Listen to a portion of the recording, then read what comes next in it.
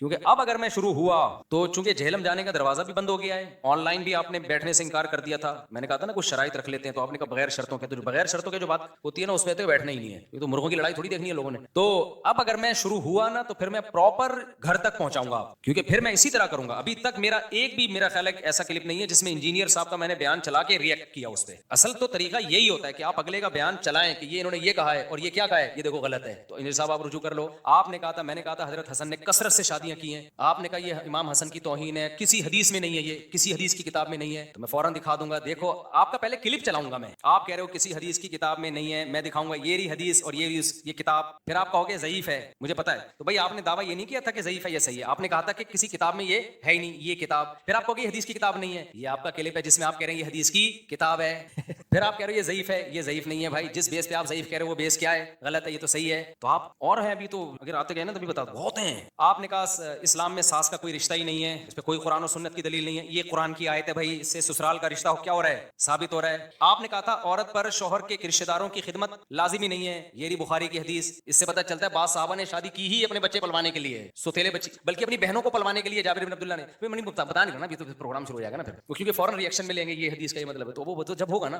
तो इतनी है, इतनी है, इतनी है, इतनी है कि आप खुदा की कसम, मैं कॉन्फिडेंटली कह रहा हूं, मुझे रिएक्शन कराने में मेरा पलड़ा बहुत भारी होगा, इंशाल्लाह बहुत भारी होगा। हम तो आपको माफ किया हुआ है, हमने छोड़ा हुआ है आपको हमने, और आप हमारे खिलाफ बोलते रहते हो, ये मौलवी ऐसे, ये मौलवी यूं, ये फलाना यूं, ये ढिमकाना। हम आपको ज्यादा वैल्यू नहीं दे रहे हैं, क्योंकि हम ये नहीं चाह रहे कि हम इस बहस में उलझें। देखो एक वाकया सुनाता हूँ। हमारे एक दोस्त हैं, बॉडी बिल्डर हैं, कल मेरी मुलाकात हुई, बड़े लंबे चौड़े ना। तो वो क्या हुआ कि अब वो जो है ना फ्लैट में ऊपर से, सॉरी वो नीचे खड़े हुए ऊपर देख रहे थे अपने किसी दोस्त को, ऊपर फ्लैट में ना, ऊपर एक बारीक सा बंदा खड़ा हुआ था, वो समझ रहा मेरी बीवी को झांक रहा है ये, हालांकि बेचारा शरीफ आदमी है, वो हरकतें करता नहीं है। तो वो हमारे जो दोस्त है ना बिल्डर हैं, वो नीचे खड़े हुए ऊपर झांक रहे हैं ना ये फ्लैट, वो ऊपर एक दुबला सा बंदा था, उसको लगा कि मेरी बीवी को दिया, गलतफहमी थी, उसको पहले तहकीक करनी चाहिए थी, आ गया लड़ने के लिए ना। अच्छा, ऊपर से उसको नजर नहीं आया कि ये बड़ी चीज है ना ये, तो खैर कहते हैं वो मेरे घर पहुंच गया, नीचे नहीं आया, उस वक्त पहुंच गया होगा घर। वो कह रहे हैं जब दरवाजा बजाया ना, मैं घर से बाहर निकला, अब तड़ी नहीं दे तो मुसीबत, क्या आया किस काम के लिए। तो कह रहे वो ना अजीब सा उसकी हालत में यूं यूं यूं कांपना सा शुरू कर दिया उसने। कह रहे मुझे हंसी आ गई, मैंने कहा यार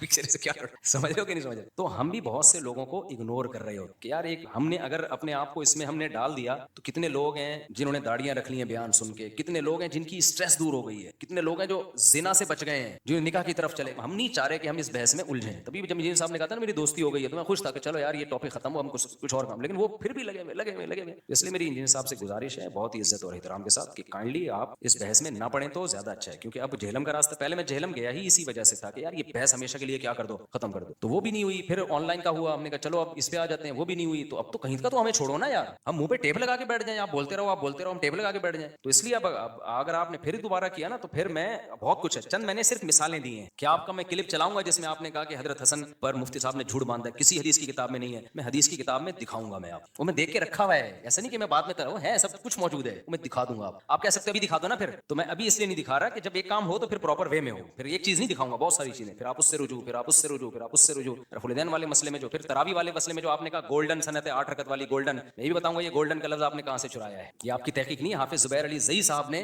लिखा है कि ये गोल्डन सनत है, उनसे गलती हुई है, ये मुस्तरब सनत है, मुस्तरब है, ये इस्तिराब है इसमें, ठीक है, ये इख्तिलाफी मसला भी मैं इसको नहीं लेके जाता, लेकिन आपने वर्डिंग भी हाफिज जुबैर अली ज़ई से ले रहे हो। आपकी बहुत सारी चीजों में इनकी अहले हदीसों की तहकीक होती है, वो ये ला रहे होते हैं, अपनी नहीं होती। तो उसमें अगर किसी अहले हदीस आलिम से गलती हो गई तो अहले हदीस तो मान लेता है कि हमारे आलिम से गलती हुई है, आपको तो वो भी नहीं पता होता क्योंकि आप तो छाप रहे होते हो पूरा उसी तरीके से। तो ये इतनी सारी चीजें मेरे पास रखी हुई है ना जो मैं लेकर आऊंगा, और फिर वो उसमें आपने जो सलातुल लैल के लफ्ज में जो आपने तरावी के मसले में लोगों को उलझाया है, तो लोग तो उलझ गए उसमें, हम थोड़ी उलझे भाई, हम नहीं उलझे उसमें। आपने कहा कि सलातुल लैल ही है सारी की सारी नमाजें, वो अभी मैं नहीं ज्यादा गहराई में जाना चाहता, तो उसमें आपने क्या गड़बड़ की है। फिर आपने सुन्नत मुअक्कदा वाली जो हदीस पेश की कि साहबी ने कहा मैं बस ये करूंगा उसके अलावा और कोई इबादत नहीं करूंगा, तो नबी ने फरमाया जिसने जन्नती को देखना हो इसको देख ले, तो उस पर आपने कहा इससे पता चलता है सुन्नत मुअक्कदा नहीं है, ये मौलवियों ने बनाई हुई है कि सुन्नत मुअक्कदा बस नवाफिल है, पढ़ लो अच्छी बात है, नहीं पढ़ो। तो मैं बताऊंगा सुन्नत मुअक्कदा कैसे, आप ही के क्लिप से साबित करूंगा। आपने कहा यूट्यूब की अर्निंग हराम है, कहा ना, मेरे खिलाफ क्लिप बनाया कि मौलवी लोग यूट्यूब से पैसा कमाते हैं, यूट्यूब से पैसा कमाते हैं क्योंकि इश्तिहार बेहुदा चलते हैं। अभी आपका क्लिप आया है, आपसे किसी ने सवाल पूछा कि ये जो व्लॉगर्स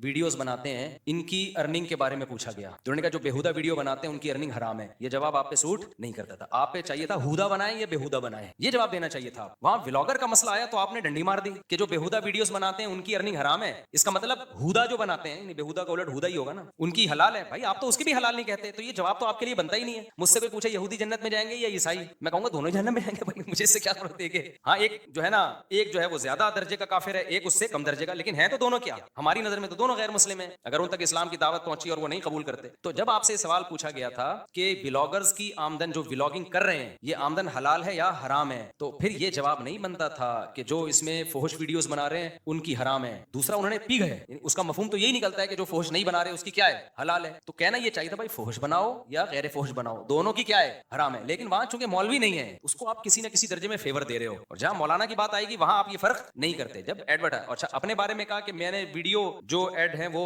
रोके हुए हैं, वीडियो मोनेटाइजेशन रोकी हुई है। आपने जिस बेस पे यूट्यूब की अर्निंग को हराम कहा है ना, उसमें वीडियो हो या पिक्चर भी आ रही हो ना एक औरत की, तो वो कौन सा जायज है? कोई शैम्पू का इश्तिहार भी जो वीडियो ना हो, किसी खातून की तस्वीर भी आ गई, तो वो भी तो हराम हो गया ना। क्या ख्याल है भाई? तो वो कौन सा जायज हो गया? आप ये कहो कि वो कम हराम है, ये बड़ा हराम है, लेकिन हराम तो दोनों हो गए। वहां आपने पी गए उसको, तो बहुत सारी चीजें हैं। इसलिए मैं नहीं चाह रहा कि इंजीर साहब से मैं उलझूं, अगर मैं उलझ गया तो फिर इन तमाम बातों के आपको स्टेप बाय स्टेप, सियासी मसाइल में भी आगे, सियासत में भी बहुत कुछ, मैं तो सियासी चीजों में बोलता नहीं हूं। अभी कितने इलेक्शन चल रहे हैं, उखाड़ पिछाड़, मैंने तो छोड़ दिया बोलना, क्योंकि भाई हमारा हमारा मौजू ये है नहीं। कभी कोई बहुत मसला हो गया तो दो चार लफ्ज बोल देता हूं, वरना नहीं। लेकिन बाद लोग हर चीज में घुस रहे हैं, हर चीज में घुस रहे हैं। तो ऐसे उसमें खवातीन मर्दों की नमाज वाला मसला था, मैंने कहा कोई हदीस लेकर आओ जिसमें हो कि औरतें आहिस्ता लब्बैक कहेंगी। उसका भी क्या कर दिया, हदीस पेश नहीं की है आपने, सहाबी का असर पेश किया है। हालांकि हदीस से क्या मुराद होती है, जब इत्तलाक, हम तो सहाबी के असर को भी हदीस ही मानते हैं। तो अगर असलाफ के असर को हदीस मानना है तो हमारे पास भी मौजूद है। और फिर आपने जो हदीस पेश की वो भी ज़ईफ है, तो मैं क्लिप चला सकता हूं। आपने, जब आपका मसला आता है कि औरतें आहिस्ता लब्बैक कहेंगी,